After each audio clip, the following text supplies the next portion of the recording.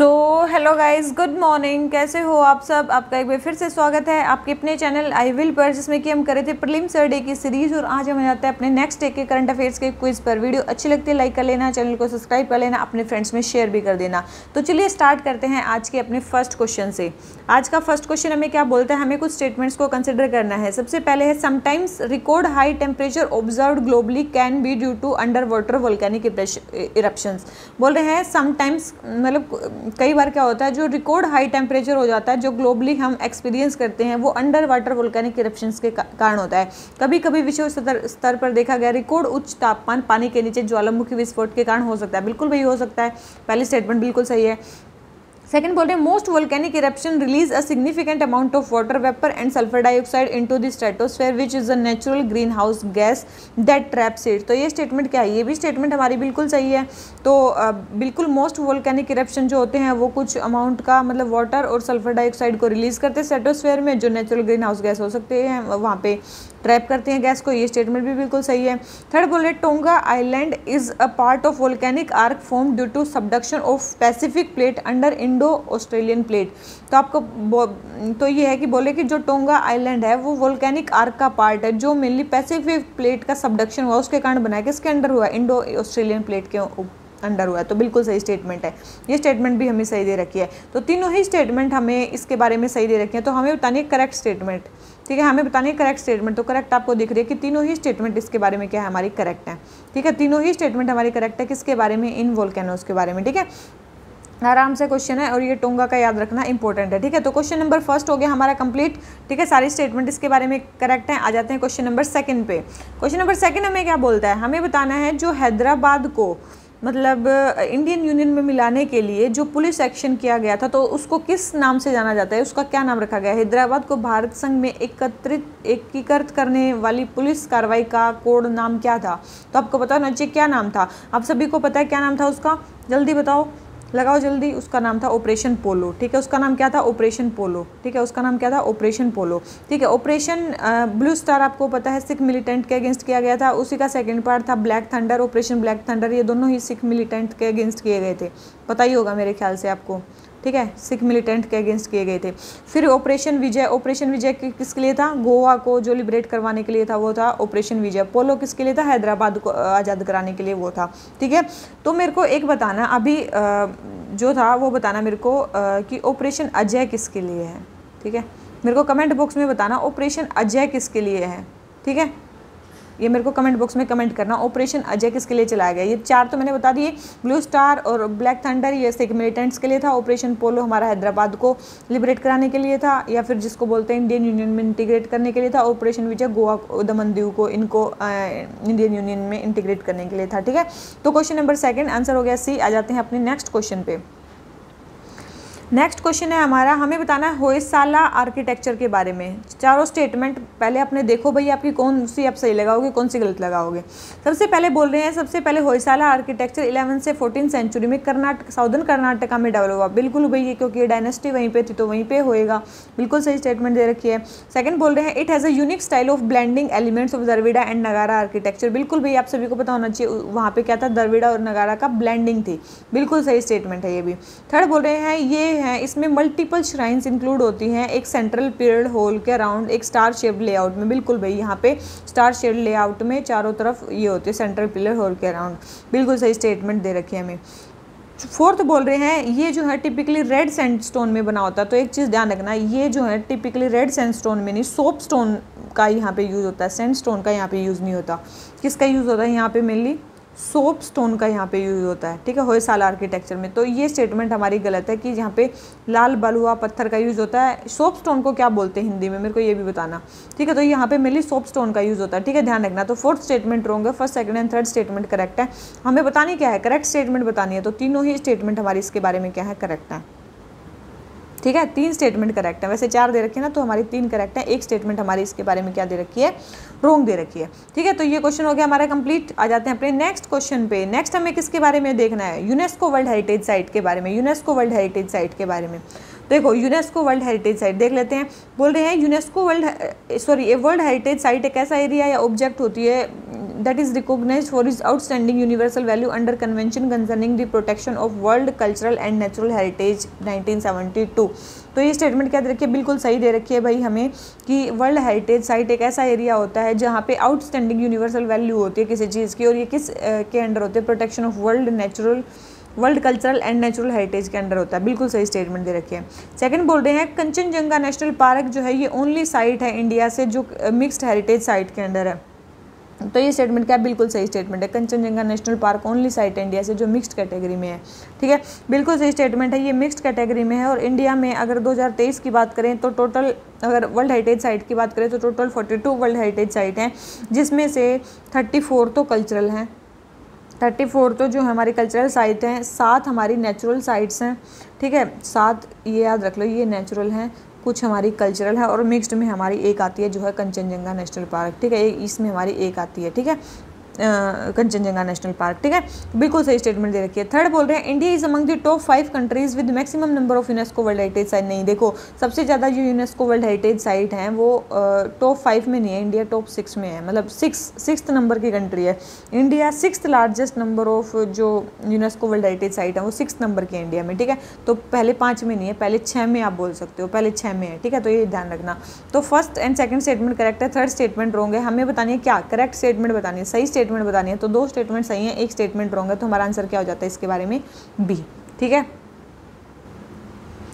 और इसके अलावा बात करिए तो हमने देख लिया कि भाई ये है, तो देखो सबसे ज़्यादा अब ये मतलब इस एक्ट के अंडर है, तो सबसे पहले हमारी कौन सी साइट्स ऐड हुई थी इसके अंडर, तो सबसे पहले आपको पता होगा ये है ना जो अजंता की गुफाएं, ठीक है, एलोरा की गुफाएं, ठीक है, आगरा फोर्ट, ताजमहल, ठीक है, ताजमहल, ये सारे जो हैं ये अगर बात करें 1983 के सेक्शन में जो वर्ल्ड हेरिटेज कमेटी का सेशन हुआ था उस टाइम पे ऐड हुई थी ये चारों, ठीक है, 1983 में ऐड हुई थी ये चारों, ठीक है, अजंता, एलोरा, आगरा फोर्ट, ताजमहल, ठीक है, ये हुई थी। अगर मोस्ट रिसेंट की बात करें, मोस्ट रिसेंट 2023 में कौन सी ऐड हुई है, 2 साइट ऐड हुई हैं, आपने नाम भी सुना होगा, शांति निकेतन, ठीक है, कल भी बात हुई थी, ठीक है, शायद कल एक टेस्ट में आया था शांति निकेतन के बारे में, ठीक है, तो शांति निकेतन बिल्कुल ये साइट अभी रिसेंटली ऐड हुई है। और क्या ऐड हुआ है, जो होयसाला में सैक्रेड इंसेम्बल्स हैं वो ऐड हुए हैं, ठीक है, सैक्रेड इंसेम्बल्स ऑफ होयसाला, ठीक है, होयसाला, तो वो भी ऐड हुए हैं। तो ये होयसाला किंगडम इसलिए बार बार न्यूज़ में आ रहा है, शांति निकेतन इसलिए न्यूज़ में आ रहा है, तो ध्यान रखना इन चीज़ों को ना,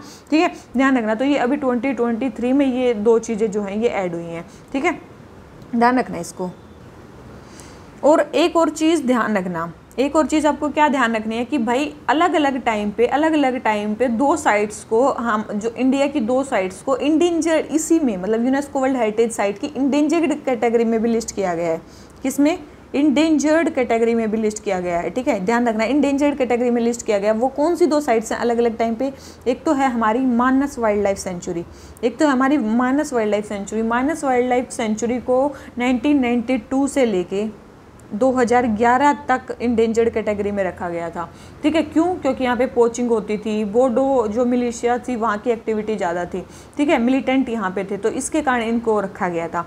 दूसरी चीज़, दूसरा कौन सी साइट है जिसको मतलब इंडेंजर्ड कैटेगरी में कभी भी रखा गया है, एक है हम्पी की साइट्स, ठीक है, हम्पी में आपको पता है बहुत सारे टेंपल वगैरह हैं, तो इसको कब से कब तक रखा गया था, इसको रखा गया था 1996 से लेकर 2006 तक, ठीक है, 1996 से लेकर 2006 तक इसको रखा गया था इंडेंजर्ड कैटेगरी के अंदर। तो याद रखना, तो ये चीज़ ध्यान रखना कि वर्ल्ड हेरिटेज साइट में भी इंडेंजर्ड कैटेगरी होती हैं, तो अलग अलग टाइम पे हमारी 2 साइट्स को इंडेंजर्ड कैटेगरी के अंडर भी रखा गया है, एक तो मानस वाइल्ड लाइफ सेंचुरी, एक है हमारी हम्पी की साइट्स, ठीक है, ध्यान रखना इनको।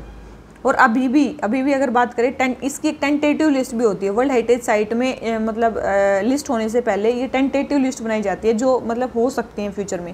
तो अभी हमारी 50 साइट्स जो हैं वो टेंटेटिव लिस्ट के अंडर तो अभी भी हैं, ठीक है, ध्यान रखना, ये अभी हमारी 50 साइट्स तो अभी भी हैं, तो ध्यान रखना, ये कुछ चीज़ें मैंने और भी बता दी हैं, तो ध्यान रखना इसके बारे में, ठीक है। तो ये वाला क्वेश्चन हो जाता है हमारा कंप्लीट। आ जाते हैं अपने नेक्स्ट क्वेश्चन पे। नेक्स्ट क्वेश्चन में क्या बोलता है, सबसे पहले 3 स्टेटमेंट दे रखे हैं, जल्दी से इसका आंसर लगा लो कि भाई 3 स्टेटमेंट्स हमारी क्या क्या हैं, ठीक है। तो सबसे पहली हमारी स्टेटमेंट है कि भाई वर्ल्ड ओजोन डे हर साल जो है वो मॉन्ट्रियल प्रोटोकॉल के साइन होने के कारण मनाया जाता है। तो बिल्कुल सही स्टेटमेंट है ये हमारी कि 16 सितंबर को मनाया जाता है। कब मनाया जाता है, 16 सितंबर को भी मनाया जाता है वर्ल्ड ओजोन डे, ठीक है, क्योंकि उस दिन जो है जो मॉन्ट्रियल प्रोटोकॉल साइन हुआ था, ठीक है, 1987 में, आप सभी को पता है, ठीक है, तो इसलिए 16 सितंबर को वर्ल्ड ओजोन डे मनाया जाता है। सेकंड बोल रहे हैं मॉन्ट्रियल प्रोटोकॉल और उसके जो अमेंडमेंट्स हैं वो सक्सेसफुल हुए हैं 99% जो ओजोन डिप्लीटिंग सब्सटेंसेज हैं उनको वो करने में। तो ये स्टेटमेंट बिल्कुल सही है, ये स्टेटमेंट बिल्कुल सही है, ठीक है। तो बिल्कुल सही दे रखी है कि जो मॉन्ट्रियल प्रोटोकॉल अगर उसके अमेंडमेंट्स को भी मिला दिया जाए तो वो सक्सेसफुल हुए हैं 99% जो ओजोन डिप्लीटिंग सब्सटेंसेज हैं उनको एलिमिनेट करने में, बिल्कुल सही है।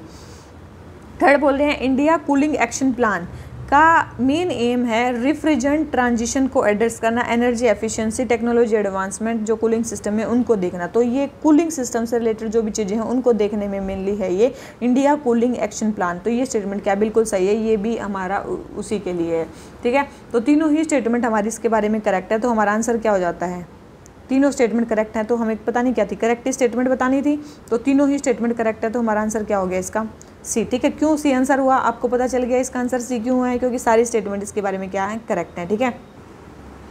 और ये जो हमारा इंडिया कूलिंग एक्शन प्लान है ये स्टार्ट कब हुआ है, आपको पता होना चाहिए ना कब स्टार्ट हुआ है। तो ये स्टार्ट हुआ है, लॉन्च हुआ है 2019 में। कब, 2019 में। और इंडिया जो है ना वो फर्स्ट कंट्री बनी है, India became the first country in the world to bring out a cooling action plan 2019 में, ठीक है। और ऐसा क्यों किया गया, नीति आयोग की एक रिपोर्ट आई थी उसमें बताया कि अप्रोक्स जो है ना 75% जो इंडिया की डिमांड है 65% जो एनर्जी की डिमांड है इंडिया में यूटिलाइज होती है स्पेस कूलिंग या हीटिंग के लिए। और ये जो मतलब जो ये डिमांड है ना 65% एनर्जी की डिमांड अभी होती है, यही 11 टाइम्स इंक्रीज हो जाएगी 2037-38 तक, ठीक है। तो इसीलिए मतलब हमने ये इंडिया कूलिंग एक्शन प्लान लेके आए 2019 में, ताकि जो भी चैलेंजेस हैं हमारे, जो भी ग्रोइंग डिमांड बन रही है कूलिंग सॉल्यूशंस के लिए, उसको हम एड्रेस कर सकें, ठीक है। इसलिए ये हम प्लान लेके आए हैं, तो ध्यान रखना इसको। तो ये बिल्कुल सही स्टेटमेंट है कि भाई तीनों ही स्टेटमेंट हमारी सही दे रखी हैं। तो क्वेश्चन नंबर 5 हमारा आंसर हो गया सी। आ जाते हैं अपने नेक्स्ट क्वेश्चन पे। नेक्स्ट क्वेश्चन हमारा क्या है, हमें बताना है किसके बारे में, इन्फ्लेशन के बारे में। बोल रहे हैं कि which of the following situations can lead to, इसके कारण इन्फ्लेशन हो सकता है, किसके कारण महंगाई बढ़ सकती है, ठीक है। ये हमें बताना मुद्रास्फीति किसके कारण बढ़ सकती है। सबसे पहले है, सबसे देखो चारों स्टेटमेंट पहले तो आप पढ़ लो, ठीक है। वीडियो पॉज करो, पढ़ो और उसके बाद उसका आंसर लगाओ, ठीक है। सारे स्टेटमेंट्स देख लो। सबसे पहले बोले sluggish growth of aggregate demand. देखो अगर एग्रीगेट डिमांड की ही ग्रोथ नहीं होगी तो डिमांड पुल इन्फ्लेशन नहीं होगा, तो इन्फ्लेशन इससे तो नहीं होगा। सेकंड बोल रहे हैं high level of unemployment. Unemployment है तो लोगों के हाथ में पैसा नहीं होगा, अगर लोगों के हाथ में पैसा नहीं होगा तो फिर डिमांड पुल इन्फ्लेशन भी नहीं हो पाएगा, ठीक है। तो ये भी उसका ज़्यादा मतलब माना नहीं जा सकता कोज। तीसरा बोले रिडक्शन इन मनी सप्लाई। आप सभी को पता है जब मनी सप्लाई बढ़ती है इकोनॉमी में तब क्या होता है, इन्फ्लेशन ज़्यादा हो जाता है। तो याद रखना जब मनी सप्लाई कम होगी तो इन्फ्लेशन कम होगा, तो ये तो इन्फ्लेशन नहीं कोज करेगा। चौथा बोल रहे हैं rapid growth of aggregate demand outweigh supply. बिल्कुल, अगर डिमांड बढ़ेगी, लोगों की डिमांड बढ़ेगी तो इससे क्या होगा, डिमांड पुल इन्फ्लेशन बढ़ेगा। दो टाइप के इन्फ्लेशन आपने पढ़े होंगे ना, एक तो डिमांड पुल इन्फ्लेशन होता है, एक तो होता है डिमांड पुल इन्फ्लेशन और एक होता है कॉस्ट पुश इन्फ्लेशन, ठीक है। कॉस्ट पुश इन्फ्लेशन, तो इस ये क्या करेगा, डिमांड पुल इन्फ्लेशन हो जाएगा। तो फोर्थ बिल्कुल सही स्टेटमेंट है कि भाई किसके कारण इन्फ्लेशन होगा, तो फोर्थ के कारण इन्फ्लेशन होगा, ठीक है। तो मेरे ख्याल से ये स्टेटमेंट आपकी बिल्कुल वो हो गई, ठीक है। आंसर हो गया हमारा, इसका आंसर हो गया डी, ठीक है। आ जाते हैं अपने नेक्स्ट क्वेश्चन पे। मेरे ख्याल से सबका सही होगा ये, ठीक है। आपूर्ति की तुलना में कुल मांग की में तीव्र वृद्धि, ठीक है, ये है इसका आंसर। आ जाते हैं अपने नेक्स्ट क्वेश्चन पे। नेक्स्ट है हमारा कि हमें अब क्या करना है, दूसरे क्वेश्चन में हमें कॉम्बैक्ट करना है इन्फ्लेशन को, ठीक है। हमें मुद्रास्फीति से निपटना है, अब इन्फ्लेशन को हमें कम करना है, तो हम क्या करेंगे, ठीक है। हम क्या करेंगे, बोल रहे हैं सबसे पहले increase the non planned expenditure on defence bill. देखो अगर हम एक्सपेंडिचर को बढ़ाएंगे, अगर मनी सप्लाई इकोनॉमी में इंक्रीज कर देंगे, अगर मनी सप्लाई इंक्रीज कर देंगे तो इन्फ्लेशन तो बढ़ेगा, उससे कम नहीं होगा। तो ये स्टेटमेंट तो बिल्कुल नहीं करेंगे पहले वाली। दूसरे बोल रहे हैं मोर सब्सिडी प्रोवाइड करेंगे एक्सपोर्ट पे। नहीं भैया, ज़्यादा सब्सिडी प्रोवाइड करेंगे, ज़्यादा लोगों के हाथ में पैसे होंगे तो इससे भी इन्फ्लेशन कम नहीं होगा, ठीक है। थर्ड बोल रहे हैं increasing the rate of interest on saving and FD. आप सभी को पता है, देखो अगर हम रेट ऑफ इंटरेस्ट सेविंग्स पे और एफडी पे बढ़ा देते हैं तो लोग क्या करेंगे, पैसे को खर्च करने की बजाय ज़्यादा से ज़्यादा एफडी में सेव करेंगे या फिर अदर उन पे सेव करेंगे ताकि उनका पैसा ज़्यादा बने फ्यूचर में, ठीक है। तो ये स्टेटमेंट बिल्कुल सही है। और इससे दूसरी चीज़ क्या होगी, मनी सप्लाई जो है इकोनॉमी में वो कम हो जाएगी, ठीक है, वहाँ से पैसा एब्जॉर्ब हो जाएगा इकोनॉमी से, और जब ज़्यादा पैसा एब्जॉर्ब हो जाएगा, मनी सप्लाई कम हो जाएगी, तो इससे क्या होगा, जो इन्फ्लेशन है वो भी क्या हो जाएगा, कम हो जाएगा, ठीक है, वो भी क्या हो जाएगा, इन्फ्लेशन कम हो जाएगा। तो ये बिल्कुल एक स्ट्रैटेजी है इन्फ्लेशन को कम करने के लिए, तो यही है इसका आंसर, ठीक है। तो हमें कॉम्बैट करना था इन्फ्लेशन से, तो बिल्कुल। चौथा बोल रहे हैं रिडक्शन इन CRR। आप सभी को पता है कैश रिजर्व रेशियो को अगर हम कम कर देंगे तो इससे क्या होगा, ज़्यादा से ज़्यादा मतलब तो अदर इंटरेस्ट भी कम हो जाएंगे, अदर इंटरेस्ट कम हो जाएंगे तो लोग ज़्यादा से ज़्यादा पैसा लोन पे लेंगे, जो इकोनॉमी है उसमें मनी सप्लाई बढ़ जाएगी, और मनी सप्लाई बढ़ जाएगी तो और ज़्यादा इन्फ्लेशन बढ़ेगा, कम नहीं होगा, ठीक है। तो ये स्टेटमेंट भी हमारी रॉन्ग दे रखी है कि भाई CRR में रिडक्शन करने से नहीं, CRR को जब हम बढ़ाएंगे ना तब हमारा इन्फ्लेशन कॉम्बैट हो सकता है, ठीक है। तो भी ये और सारी तीनों स्टेटमेंट रॉन्ग दे रखी है, C स्टेटमेंट हमारी करेक्ट है। समझ में आ गया होगा मेरे ख्याल से। तो इसका आंसर हमारा C, बचत और सावधि जमा पर ब्याज दर बढ़ाना, ठीक है। तो ये है मुद्रास्फीति से निपटने के लिए तरीका, ठीक है। तो ये क्वेश्चन हो गया हमारा कंप्लीट। आ जाते हैं नेक्स्ट पे। देखो ये क्वेश्चन आपके तभी ठीक हो पाएंगे जब आपके जो बेसिक कंसेप्ट है ना वो क्लियर है। अगर आपके बेसिक कंसेप्ट क्लियर नहीं है ना तो फिर आप इनको नहीं कर पाओगे, आपको मुश्किल भी होगी, ठीक है। तो अपने बेसिक कंसेप्ट क्लियर कर लेना, अपने बेसिक किताबें पढ़ते रहना, तभी ये सारे क्वेश्चन आपके अच्छे से हो पाएंगे, ठीक है। और डेली बेसिस पे जुड़े रहो, डेली बेसिस पे क्वेश्चन करो, ठीक है। और अपनी कंसिस्टेंसी मेंटेन रखो, ठीक है। Consistency is very much important. तो चलिए देखते हैं नेक्स्ट क्वेश्चन पे। बोल रहे हैं कोर इन्फ्लेशन। आपने पढ़ा होगा हेडलाइन इन्फ्लेशन और एक पढ़ा है core inflation. Core inflation, headline inflation क्या होता है, हर एक चीज़ जो मतलब सारी चीज़ों को मिला के जो इन्फ्लेशन कैलकुलेट होता है वो होता है हेडलाइन इन्फ्लेशन में। कोर इन्फ्लेशन में क्या आता है, कोर में मतलब जो कोर चीज़ें हैं उनका इन्फ्लेशन चेक करना, उसमें से फूड एंड फ्यूल का इन्फ्लेशन, मतलब हेडलाइन में से जब हम फूड और फ्यूल का इन्फ्लेशन घटा देते हैं तो उसको बोलते हैं हम क्या, कोर इन्फ्लेशन, ठीक है। जब हेडलाइन इन्फ्लेशन में से हम फूड और फ्यूल का इन्फ्लेशन घटा देते हैं तो उसको बोलते हैं कोर इन्फ्लेशन।